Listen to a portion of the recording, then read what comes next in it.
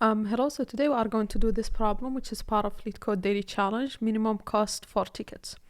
So basically you plan some travel, some train traveling 1 year in advance, and the days of the year in which you will travel are given as an integer array of days, right?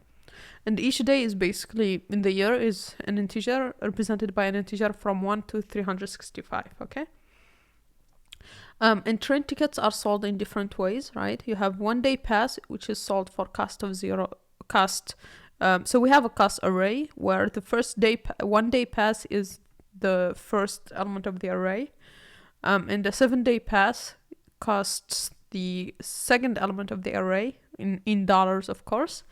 And then a 30-day pass is the last element of the cost array.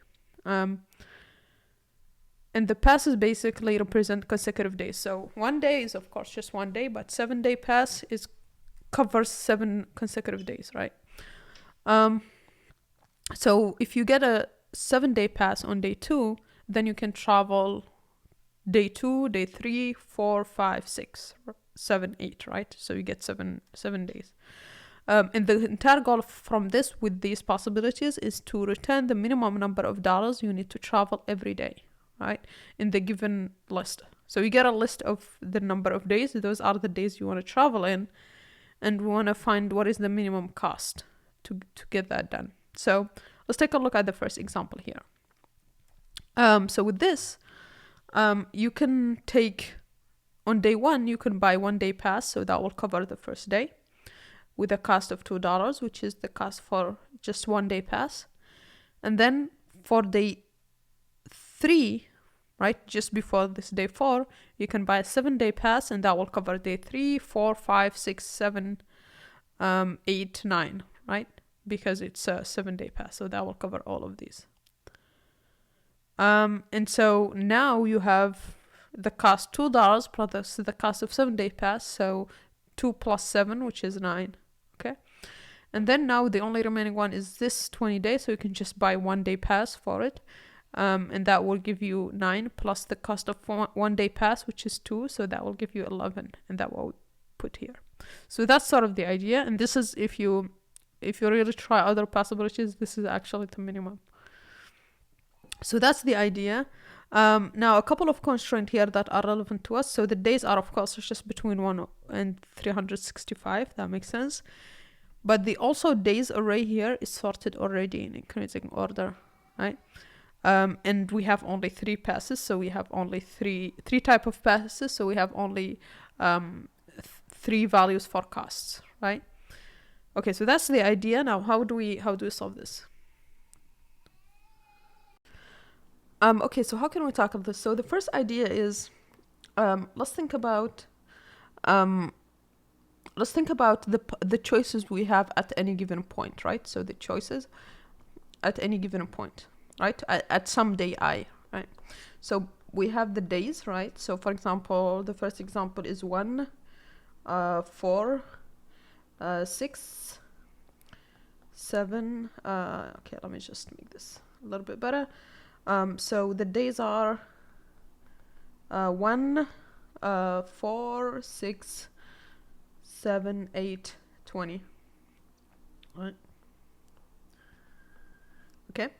And then we have the costs, which are 2, 7, 15, right? And so if we think about choices at any given point, let's say at 6, right? Well, it depends. If you have some remaining values or remaining days in the previous pass you bought or not, right? So let's say if you bought in day, for example, if you bought in day, so let's say if you bought in day 4, if you bought a 7-day pass, right? Then for this 6, there is no cost because it's covered, right? So if you did buy 7-day pass here, then this 6 is covered. If you did buy like a 30-day pass here, then this 6 is covered, right? If you just bought 1 pass, then this 6 is not covered, so you'd have to buy a new one, right? So one choice is that if there is still a remaining pass, right, we will need to keep track of it, that covers the 6, then we should be good. But be careful here a little bit, right? It's, let's say for example, if we bought sometime before, right? And maybe we have only 2 days pass remaining at 4. So one will cover 4, so we have only 1 day pass remaining. Well, that one can't cover 6. That one covers the next day, which is 5. Right? So we actually can't cover 6 with with this pass, right? And so it only covers it is if the difference is actually smaller than the remaining pass, right? So only if, so the difference is 2. So how many days you need to be able to cover this 6? You need 2. Right? So only if the remaining pass at this point at 6 is actually it's actually bigger than the days here minus the previous one, right? So let's say, so it's only if the remaining pass, right, is bigger or equal to the current days, right, so-called days I, minus what? Minus the previous day, right? Because we need the difference. Difference is how many days you need to cover to be able to cover this day, if that makes sense. And so it's minus previous day. Okay? So only if this is the case that you can, so if this is the case, you don't need to buy a pass because it's covered, right? So this is the covered case. And then in that case, we can just recurse. Let's call our function maybe some sort of helper function. What state do we need? Well, we need to know the remaining pass already, whatever is remaining from the previous state. And then we need I, which is at what point we are looking right now. And then we need the previous day because we need it for this check. So these are the states of our function. And so what is the next case here that we need to return? Well, it's going to the next step. So after covering the 6 value here, we need to go to 7. So the next I plus 1. Now, what's the remaining pass, right? Well, it's just at 6. Let's say, for example, here at 4, you had remaining 3, right? And so 6 minus 3 is equal to 3. And 3 is equal to 3. So it's you can cover it. But once you cover it, you are done. You can't cover the 7. So how do we pass that value? Well, exactly what we did here. How many days you needed to cover, those get taken from your pass, and what's remaining is what gets passed to the next. So here is just the remaining pass, right, minus these 2, right, what you need to cover. So these are basically the days you need to cover. Okay? And so this would be minus basically days I minus previous day. Okay. Now, if this is not the case, right? So in this case, this means there is no valid pass from previous days, right? And so it means we need to buy one of the passes right now. Okay? And so we just try all of them and see which one is the smallest one. So we just take them in. This is what we return. Of taking first just the 1 day pass. So that would be just the cost of 1 day, right? Plus 1 day is 0, plus going to the next state. What's the remaining pass? Well, when we buy 1 day pass, the remaining is nothing, right? So day, and then the previous day is actually just days at I, right? And then the second option is to buy the 7 day pass, right? And then in that case, we go to I plus 1 with how many remaining pass days? Well, it's 7 days. We just bought one and used 1 day. So remaining is 6 day in the pass. And then the previous day is days of I. And then the third option is to buy a 30-day pass, right? So that's cost 2. In that case, while we go to the next, how many days are remaining? Well, we bought 30-day pass. We just used 1 for day I. And so remaining is 29. And then the previous day is just days I.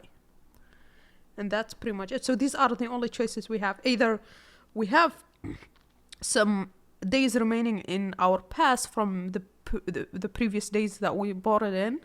In that case, we just do that because it's always better to use it than buying a new one, because using it has cost 0, but buying a new one has always a cost, right? A positive cost, right?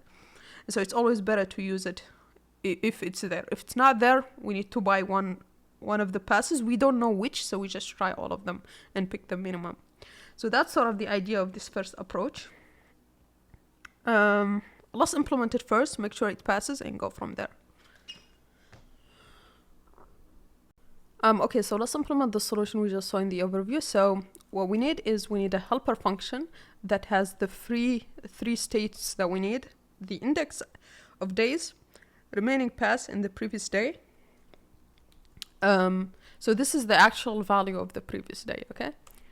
And now what is our base case? Well, our base case when we finish for all the days, right? So it's just when the I length of days is equal to length of days, that means we are done. We return just 0, right? No cost anymore because we are done.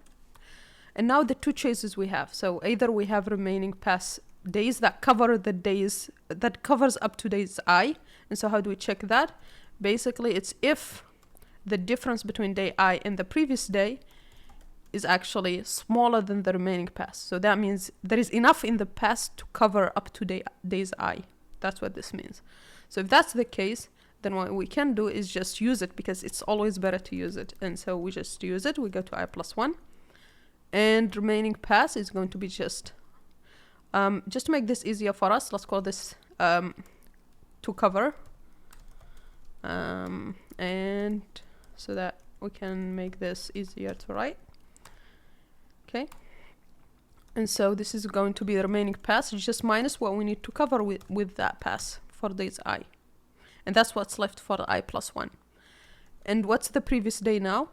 It's the current day, right? So for the next iteration, it's the day at position I is the previous day. Okay, so this is basically the previous travel day, okay? And then the next, otherwise, right, we just try all of them. So we try all the different possible passes. Okay, so we try 1 day pass, 7 day pass, 1 day pass, 7 day pass, and 30 day pass, okay? And then we return it. And now we call helper function on day starting with 0 and remaining pass. Initially it's 0, nothing. The previous day initially also we can call it 0 because the days are from 1 to 365. So 0 is really not a valid day, which works for us for this case. And so we just return this because it works, because the remaining pass here won't be available. So we'll just try all of these 3. And that's what we should do initially, right? Initially we have to buy a pass. Okay, so this is good. It will probably TLE because from these cases we are calculating some specific tests, some specific states multiple times. And so if we run this, it should mostly pass, but give us time limit exceeded. And so to avoid getting time limit exceeded, we can just cache, do some caching, right? In Python, the easiest way to do it is with just using LRU cache annotation. You can of course use table to store these values using a hash table, but let me first show that this works.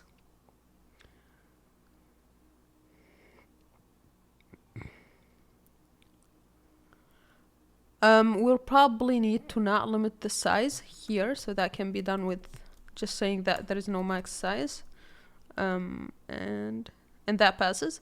But if you want to do it without this LRU cache thing, you can use a memo table, right, with some keys. So that would be memo, and then we will just say if in memo, if you have a combination of all the states of the function we need, right? And previous day, if all of these are in memo, then we return them.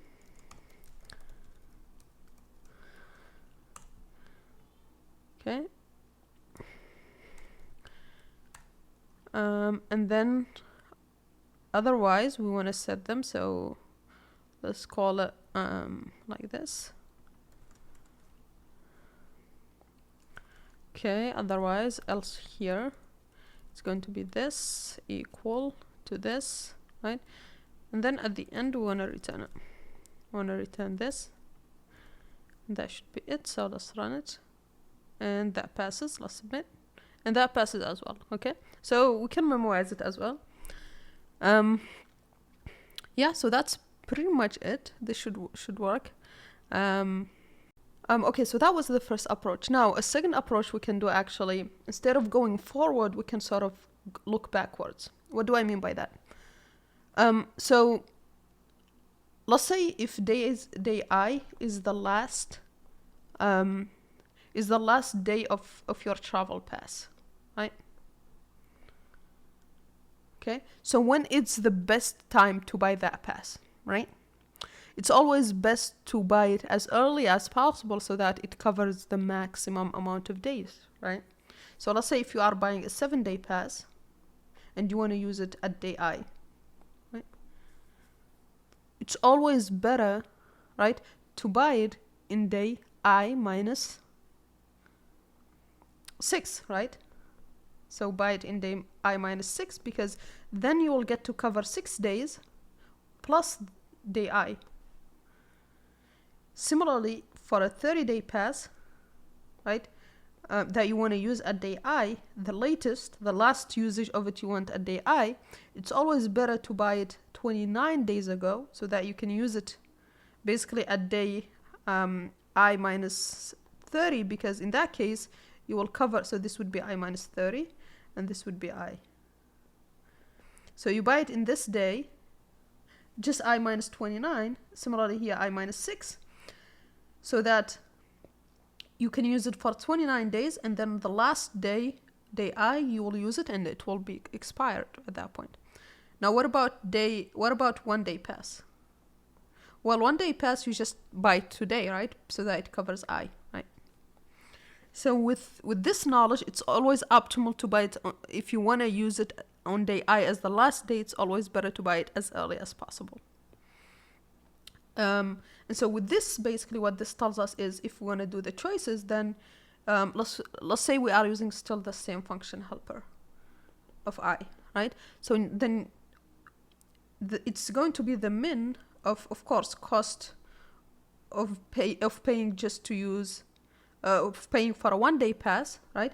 Plus helper of I minus 1, because you bought 1-day pass for I, and so you want to go back and see how much did it take you to get to I minus 1.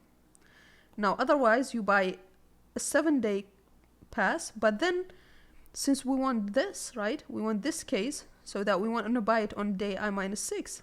That means what's the previous state? Well, the previous state is just before I minus 6, it's I minus 7. So we want to know how much it did cost us to get to I minus 7. And then for the rest, it's covered by the one we are just buying, right? So this is going to be plus helper of I minus 7. And a similar logic for buying a 30-day pass, right? So it's going to be cost of 2 plus helper here for I minus 30. So that's the idea. Now we return this, but we can of course now one other idea to make this also simpler is that let's say here, for example, right? Let's say if we look at the initial example we had, 1, 4, 6, 7, 8, right? So let's say on day 6, right? We call it. Then this helper function will get called on day 5.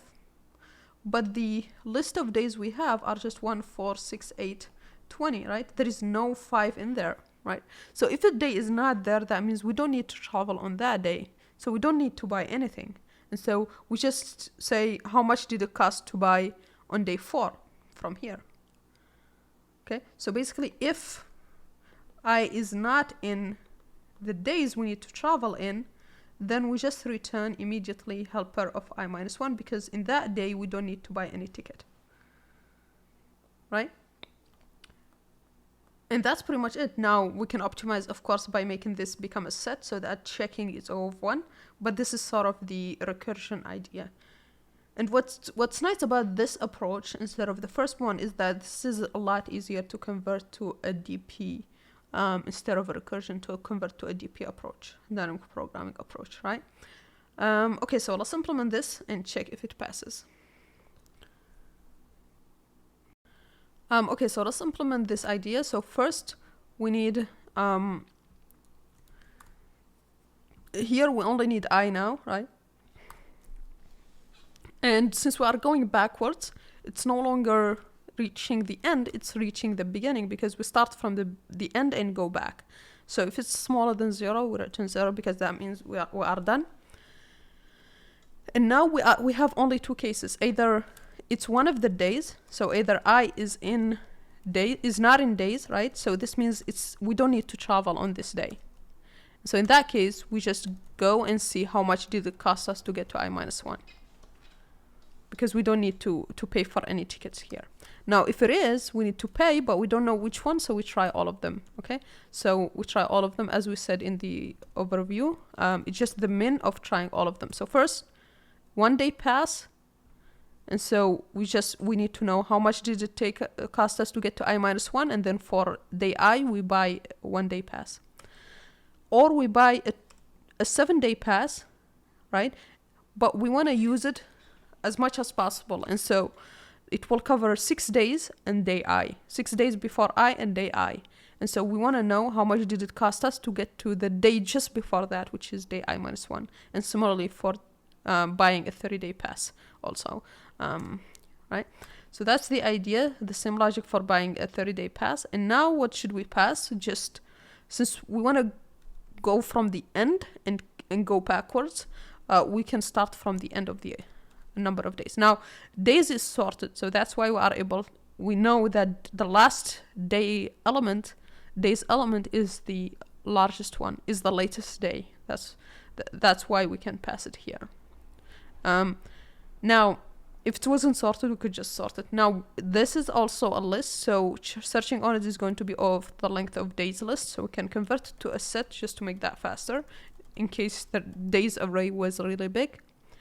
In that case, and then we can use this like this. And that should be it. So if we run this and submit, it should pass.